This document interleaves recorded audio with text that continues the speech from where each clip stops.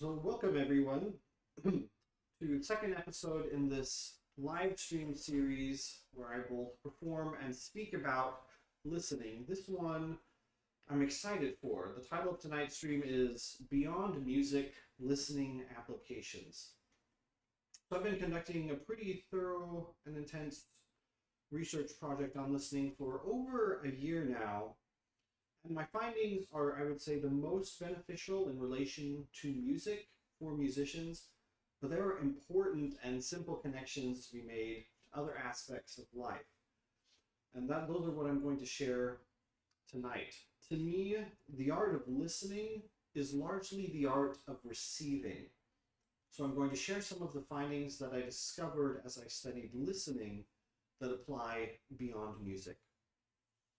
So as a way of introduction, let me set the scene. We live in a fast-paced society, and that quick pace affects art and how it's received. In fact, today people consume more media. You could say art, swap that with media.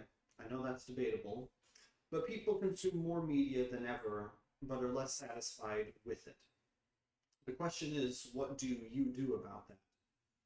Do you scrap TikTok, YouTube, Facebook, Snapchat, X, any other social media channels, video game streaming platforms? Do you step away from the things that drive this fast-paced artistic or media content?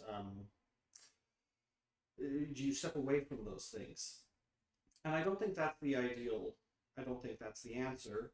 So I'd say no.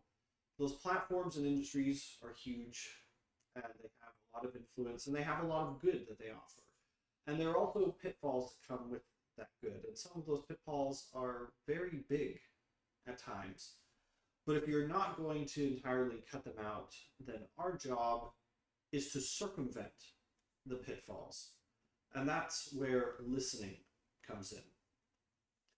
If we don't take charge of our listening or our receiving, our consumption of these things, we're vulnerable to them. And say if a favorite platform like TikTok just gives you exactly what you want, and you say, okay, TikTok, it just keeps giving me whatever I want. It will give you what you want and push you this way and push you that way, day after day. But then if TikTok doesn't meet your needs or wants, you can find another platform, another news source, another website that will do that for you. Give you what you want, push you this way and then that way. And that's how things will work. That's how algorithms drive us, unless we take charge of the entire process. And how do we do that, and where do we do that? We do it as we decide how we receive media and art. We do it when we choose not only what media we consume or what art we consume, but how we engage with it when we make that choice. So in my last live stream concert lecture, I introduced 4 distinct approaches or filters that can describe and explain virtually any form of active engagement to music. And they also have broader applications outside music. So tonight I'll be taking principles from those 4 approaches and applying them broadly, starting with the correlation between unity and the moment. So here's a thought to ponder. And for what it's worth, I believe this idea. Being in the moment with someone or something is a strong way to define unity. So how does that work with music? We'll start there. There are 2 active ways to engage with music, 2 macro branches. You can engage with them via thinking or via feeling. Thinking offers immense benefits, but ultimately separates you from the music at some level. When you're thinking, you're in your head. You're in an idea. And because you're in your head, you can't fully be where the music is, the sound, which is in the space and in your body. You just can't be right with it when you're actively thinking. If you engage with music via feeling, you can be fully in the moment with it. The moment has so many benefits, so much to offer, but it can also disappear at the drop of a hat. So it's ephemeral, unlike thinking. Thinking is not that ephemeral. Ephemeral. At my junior recital, I was performing the Brahms intermezzo, and I was totally immersed in the piece. This was a while back. And I was immersed in the piece. I felt like the audience was immersed in the piece. And then there was shouting from outside the venue that came into the hall, and the moment was kind of gone. The moment is so beautiful and immersive, but it's so fragile. The good news was that after my recital, I was talking to some audience members, and a couple of them, I remember two in particular, came and thanked me for my music. And there was something intuitive. I knew it was the Brahms that had moved them. I knew that we had shared an understanding. We had found a moment and a place of unity through the music. Even though that moment was short-lived, that connection was made, and I think we all knew it. So how does this apply outside music? How does this apply if you're speaking in a not strictly listening to music sense? And the most obvious example to me is with people. And if you question whether listening is important, I'd be very interested to see what your relationships with others look like. Listening is key in forming relationships. So if you want to grow your understanding of someone and their ideas, then the analytical and critical filter come into play. If you want to share an understanding with someone, then the feeling filters are better to lead out with. They give you the option to be in the same space as someone, or to be in the same moment as someone else. We all have conversation defaults. Some of us are thinkers, some of us are feelers. The key is to know which you are and to familiarize yourself with the whole spectrum of listening, the whole spectrum of these filters, to know what they offer and know how to engage with each one. I've had multiple experiences in conversation with others where all someone wanted was to be heard, to have a moment shared with them. Whether it was happy or sad, they just wanted someone to be there with them. And if you're thinking what to say or trying to solve a problem when someone's trying to enter a moment with you, then you're divided. You're not going to be in the moment with them. You might say the right thing, you might even help them out. But if you don't listen or receive via feeling, you won't share a unified moment in that conversation. Now, I've said this a lot in my podcast, I've said it anywhere you can find my work, but it's worth saying again that thinking and feeling go together. They support each other and build the other. But we always need to remember that the filter you lead out with is a determining factor on what you take away from a musical experience or a conversation. Here's one more example of how feeling, especially, plays in relationships with others. And this one involves kids. When a kid comes up to you to share an accomplishment or a treasure, like a roly-poly they brought from outside into the house, they're not asking you to think about the rules, how they broke them, or why they did it, why they're touching that bug. They're sharing a feeling, they're sharing a moment with you. And if you're stuck in thinking, that moment will pass you by. So if you actively want to be in the moment with art, an idea, a task, or a person, you must learn how to use the feeling filters. I'm now going to play a Mendelssohn Song Without Words. This one has the name, I'm not entirely sure where it came from, Confidence. But this piece will lead us into the next part of the lecture.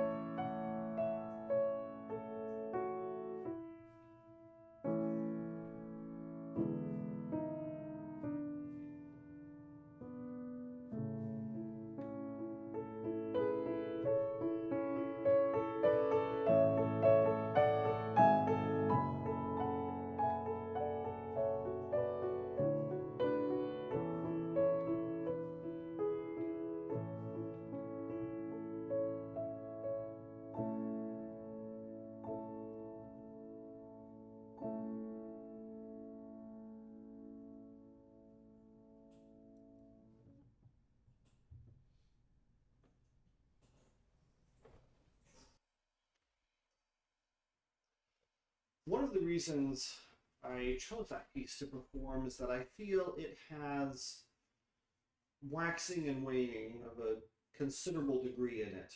There are stronger moments than others in the piece, and I would say the introduction and the closing are especially strong. I remember over a decade ago, the first time I heard this piece, the introduction impressed me. I haven't been able to forget it. And it was interesting to think about because I remembered the beginning, but I didn't remember anything else. But that was enough to make me go back and find the piece. So we're going to now discuss how connecting with media and art at large can be affected by listening. But to do that, we also need to return to the scene we live in today. And today we have a pattern that promotes connection with the super potent things, the super potent moments, the climax, the punchline. Those are popular, those get lots of views. Now imagine that was your primary approach to listening, that you engage with things that are short, punchy, and immediately entertaining. If that's your listening approach, especially long term, that's a mistake, especially if you evaluate it in context of listening. Think about it. If you say, I only pay attention if it's worth my while, I only pay attention if I quickly get what I want, then you're filtering out so many things that could benefit you by determining within seconds what will be worthwhile. Now, this is a pitfall that I have plenty of experience with, especially as a teen on my anti-popular music mission. The biggest problem I can see looking back was that I ended up restricting my listening by trying to only have a very curated experience. So in my quest to listen as deeply as I could, I really ended up blocking my feeling and thinking to a lot of fine music.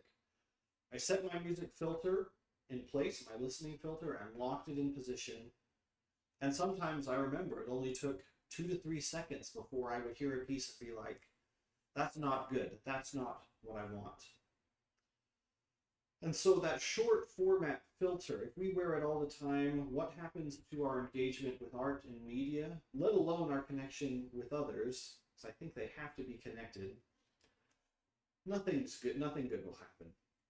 So if we do want to engage with short-term media, we need to do it intentionally. Now, there's another major problem with this approach when it's either with media or with others, relationships that I see. And it's this, that we put all the responsibility on the speaker, on the author, on the creator, to make something that just pulls us in and gives us what we want. We don't have to do anything, it's just there. And then the algorithm or the platform will give us what we want next. And if it doesn't, we'll just keep taking what it gives us until it does. Now, I remember an example of this when I was getting my master's degree, and it was a story about the Lord of the Rings series. While I was getting my master's degree, I heard someone share their experience reading the books. They were reading them at the moment. And they said something to the effect of, I love the movies, but the books are boring. They're just not doing it for me.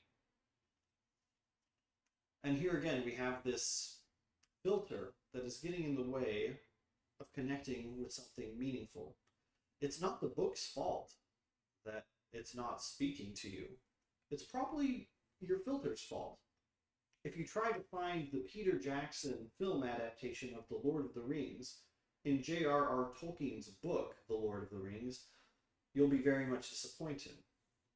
Now, this doesn't mean that you have to like the books, The Lord of the Rings. It doesn't mean you have to read them every year because you watch the movies every year.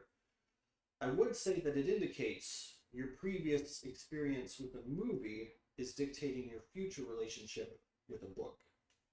That seems natural, and you might say it's unavoidable, but here's where the listening principle comes in. I believe you can surpass that initial experience through intentional engagement. You can put on the exploratory filter. You can see what's in the books without looking for anything in particular.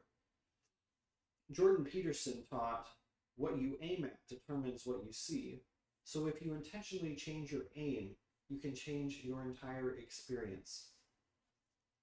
Now, returning to short form media, the type of media that tells you what to aim at again and again and again, has 15 seconds or less to convince you to watch to the end. It sets a bad precedent when it comes to active engagement, because it tells you as a listener, as a receiver, that you don't have to do any work, that you don't have any responsibility when it comes to consuming art or media. And I'll put it this way, that short-term engaging with just the highlights reinforces very poor listening. And listening is the key skill to intentional and active connection. Now, I had an experiment planned where I was going to play a movement of Beethoven's Pathetique Sonata, but only the highlights, the short format content version. But I decided against it to spare your ears, hearts, and brains. So we'll simply move on to the next idea. Listening can teach us a lot about evaluating ideas. And this is the key listening idea that I think benefits this principle most. Feeling and thinking go together. They complement each other and give to the other what the one couldn't get in isolation. Thinking adds to feeling, and feeling adds to thinking. So starting off with music. Music shows us that there are things that we feel but can't describe or quantify. Maybe feeling is telling us there's something there that we haven't yet learned to quantify. Now, we all have ideas that spark a lot of emotions but are totally bogus or bad ideas. For an example of that, I have a friend who as a kid decided it would be really fun to fill their clothes with pine cones and roll down a hill. I'm sure there was some potent feeling behind that idea, but it was poorly thought out. In my undergraduate studies, I learned this phrase from an art professor, that ideas have consequences. So we need to form and incubate our ideas intentionally, and combining feeling and thinking is a great way to do that. So here's how we usually set out to learn or incorporate new ideas. We usually approach them with a thinking filter. Now, why would I say that? Because if you're actively looking for new ideas, trying to expand your education or opportunities, that's very future-oriented to me, and thought tends to be future or past-oriented, more so than feeling. And so intentional connection with new ideas, that just seems future-oriented to me. So let's look at an example of how you would learn those ideas. Say, reading a book. You find a good book, you read it, maybe you answer some study guide questions, maybe it's in a class, you do the homework. That's thinking about the idea. You've done the thinking, and that's given you answers. But usually when we complete our thinking, we don't always take time to actively feel those things we just learned. We don't take time to ponder them and incorporate them and see how they feel to us and feel to who we are. And that's one of the reasons why I'm such an advocate for active and intentional feeling. As you feel those ideas out, you can experience them. You can think about them in a new way, one that's spurred first by feeling. It just offers something that thinking alone wouldn't give you, but it needs to be actively engaged with, otherwise it's lost. And again, feeling, say if you just go the feeling route, you're just going to feel the ideas. Feeling without active and intentional thinking is tepid at best. You really need both feeling and thinking to work together. So I had experiences with this as a teenager and young adult, especially in relation to the works of Japanese director Hayao Miyazaki. His films have made a tremendous impact on me, but this was my experience with his works. from the time I was a kid, I would watch his film and love it. I watched almost all of them as a kid. Why did I love them? I couldn't say. I didn't know. But they were incredible to watch, and that feeling kept me going back to watch them again. Then The Wind Rises came out in 2013, and this was one of the first times where I really engaged with a Miyazaki film after I had some advanced education and my thought process was more developed. So I watched The Wind Rises and engaged with it as actively as I could. And at the end of the film, I had an overwhelming feeling that I couldn't even comprehend. I was stunned and literally sat in front of the TV for 20 to 30 minutes after I watched it, just trying to process what I had felt. Over the years, increasingly, it's been many years since I saw that film, I started to find words. I started to find ideas that I could articulate from that first initial overwhelming feeling. The feelings told me something was there, something was true before my thoughts or words did. So it's worth paying attention to those feelings as you evaluate and explore ideas. They can be the guides to things you would never learn otherwise. And as a side note, on my website, in my community page, I have a collection of 9 Miyazaki essays that are linked to performances I gave. The ideas in these essays were foundational in a lot of my research, so I invite you to check them out. So, if we want to engage with an idea, but only do it via thought, we haven't fully tried it out. If ideas have consequences, and I believe they do, then we need to engage with them comprehensively, both through a thinking and feeling perspective.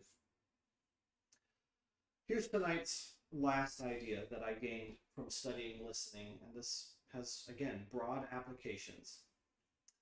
So to start out with music, musicians need to practice a lot. Practice is generally a very thought-oriented activity, but thought separates us from the moment. We're thinking about what we need to do to get ready for the recital, not about what the music's doing right now. So in practice, I've had to learn how to combine the future with the present, to move forward as an artist, but make sure that I'm getting something back today, that I know what's going on and enjoying it. And listening, intentional and varied listening, is the key to that. Now, this has to be done very intentionally. Otherwise, you'll end up with a life full of pseudos.